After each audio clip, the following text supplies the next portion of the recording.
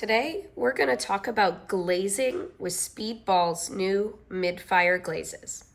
We're going to go over what it looks like to do 1, 2, and 3 proper coats to get a beautiful blue color out of this blue tiger's eye. First, you'll need some bisqueware. This is bisqueware fired to cone 04. Next, you'll need a nice fluffy glaze brush. A lot of people use a fan brush that's a little flatter and kind of looks like this. That's great as well, as long as the bristles are nice and fluffy and can hold a lot of glaze, almost like a mop. So your first step is to pick your glaze. Today we're working with Blue Tiger's Eye from Speedball's Mid-Fire. You're going to give it a good shake and make sure you have your hand firmly on the lid so you don't get it everywhere when you give it a good shake, just to make sure that if it's been sitting for a while, it kind of gets well distributed in there. Then you're going to go ahead and open up your glaze.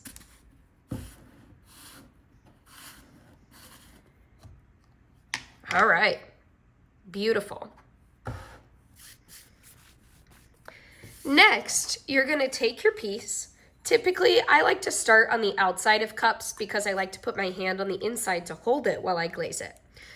So what I'm going to do first is I'm going to dip my brush in the jar and really make sure I'm getting it kind of soaked in there. You see how I kind of scrape it along the edge? Just to really make sure that my bristles are getting full with glaze. Then I'm going to start my first coat in one direction, and I'm going to pick horizontal. So when you are doing your first coat, you want to make sure that you get good coverage across your whole piece. Notice how it's okay if I overlap on some old spots for my first coat.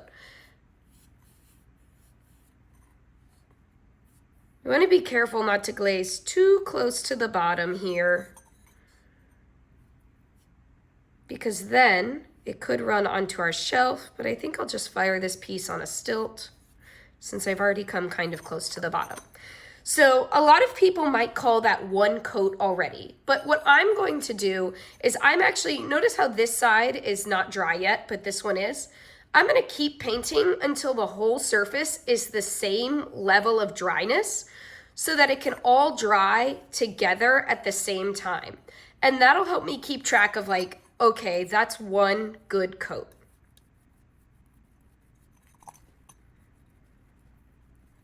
So now that this is all still relatively moist, that is my first coat. Notice how I kept it all going the same direction and how I paint it on until it's all the same level of dryness.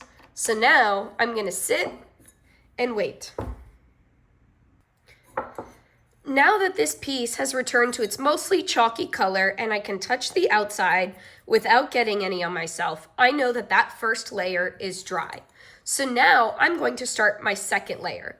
With my second layer, since I went horizontal on the first one, I'm now going to paint vertical because you want to change direction to make sure you have good coverage. So I'm going to dip my brush again and make sure it's really saturated with glaze. And then I'm going to start in with my vertical strokes.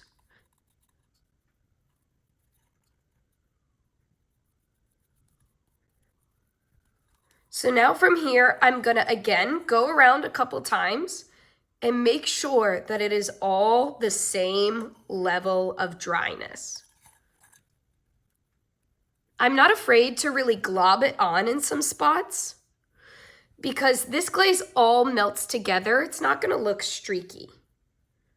It's okay if some spots are thicker than others.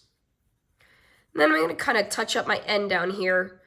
This end is a little ugly. I'd recommend waxing your bottoms so that they don't come out kind of like this. Now that's my second layer in vertical stripes. So now I'm going to let this sit and dry. Now that my second coat is dry, I'm going to go in and add my third coat. For the third coat, again, you want to switch direction. You could do horizontal again, just like we did at the start, or you could do sort of diagonal to really make sure that you have a lot of coverage. I'm gonna go ahead with horizontal just because it's easier on a cup this shape.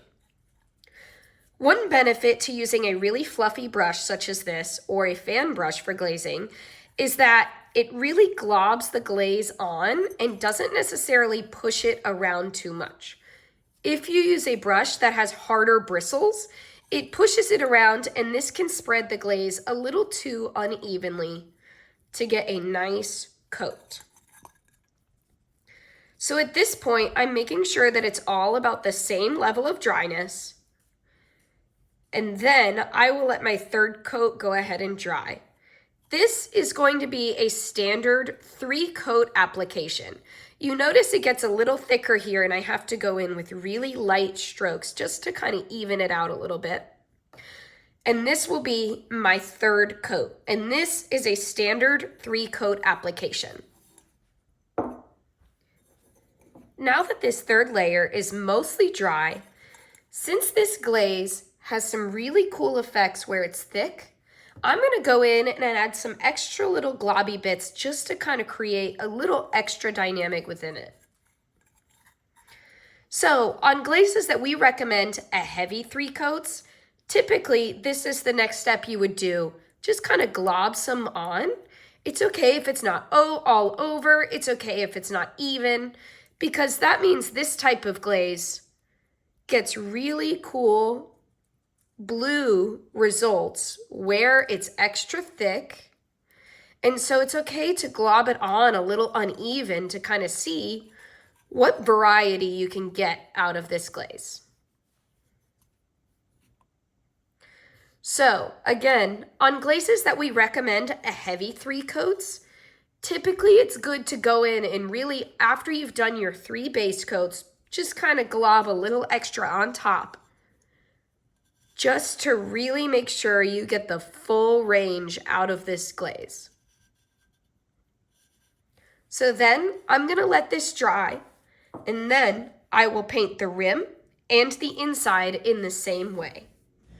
Okay, so now that the outside of my cup has dried, I did 3 layers of a standard application, and then I went in, and since I know that this glaze likes to be a little heavier to get that blue to really come out and shine, I did a little bit more of a little globbing kind of on this top half, almost like a 4th layer, just to give it basically 3 heavy coats. So now I'm going to do the inside. One thing I want to note is that you may notice that the inside of this piece starts to look a little yellow. That's just from the moisture of the glaze here being absorbed a little bit into the bisque, and it's nothing to worry about. But you do want to make sure that your glaze is fully dry like this before you put it in the kiln and fire it.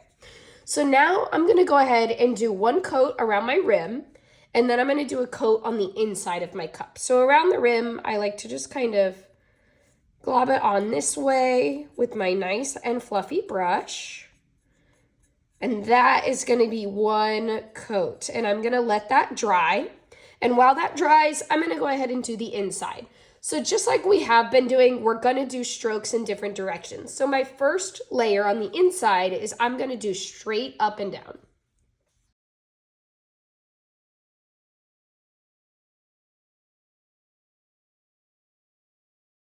So notice how I'm really loading up my brush and making sure that there's a lot of glaze on there. And I'm really kind of globbing it in there to spread it around. Now I'm going to do the bottom real quick.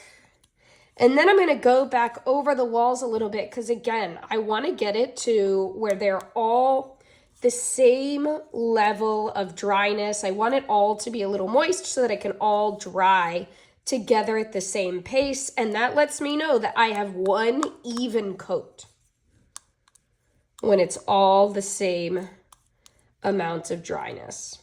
Okay, so I've done my vertical strokes and it's all moist in there. So now while that dries, the first layer on my rim has dried. So now what I'm going to do is try to go a different direction. So I went like this. So this time I'm going to go kind of sideways to do the second layer on my rim. Okay, Kind of even that out, and then we're gonna let that inside coat dry just a little bit more. Now that that first coat is mostly dry on the inside, I'm gonna go in with my second coat. So for my second coat, I wanna do a different direction. So this time I'm gonna kind of swirl around on the inside, horizontal like this.